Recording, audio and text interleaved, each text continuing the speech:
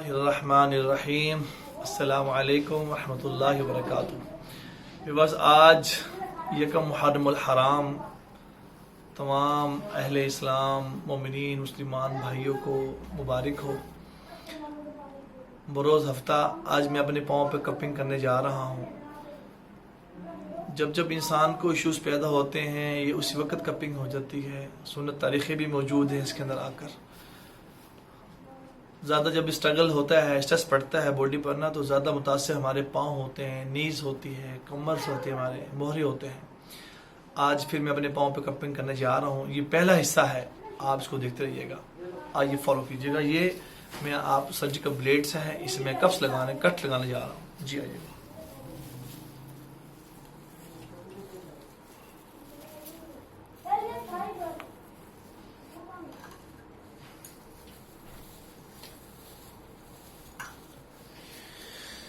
ये आप देख रहे हैं सर्जिकल ब्लेड्स।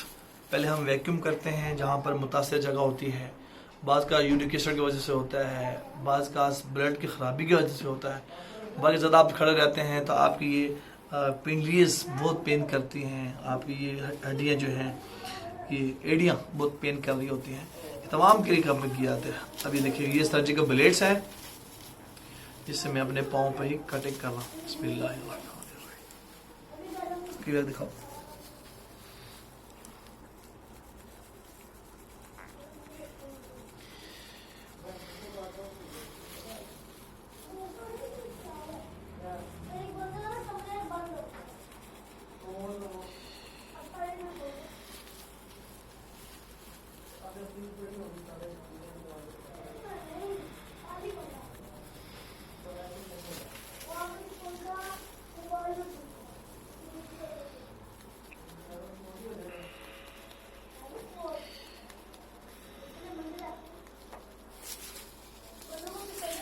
ये सिर्फ ऐसा ही होता है जैसा कि आपको इंजेक्शन लगता है ना, उससे भी कम होता है। बिल्कुल लाइट पेन होती है, ज़्यादा नहीं होती।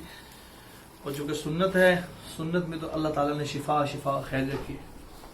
अब हम इसके दोबारा इसके कपिंग कर रहे हैं इसके ऊपर।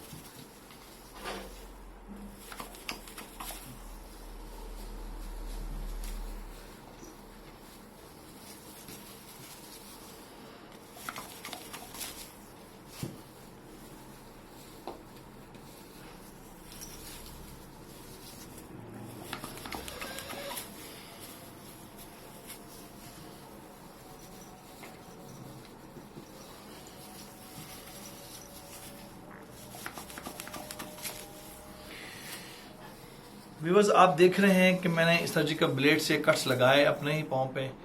अल्हम्दुलिल्लाह ऑलमोस्ट 20 साल हो गए हैं हमारी फैमिली को सुन्नत का इलाज अल-हिजामा करते हुए। ये आसमानी इलाज है, इससे रोज़े को फ़र्क नहीं पड़ता। आज चूँकि रोज़ा है, मैं रोज़े से हूँ अल्हम्दुलिल्लाह, और रोज़े के हाल में हिजामा करवा रहा हूँ। अबू हुरैरा रज़ी अल्लाह तआला ने फरमाया कि आप सल्लल्लाहु अलैहि वसल्लम रोज़े से थे जब आपने हिजामा कपिंग करवाई।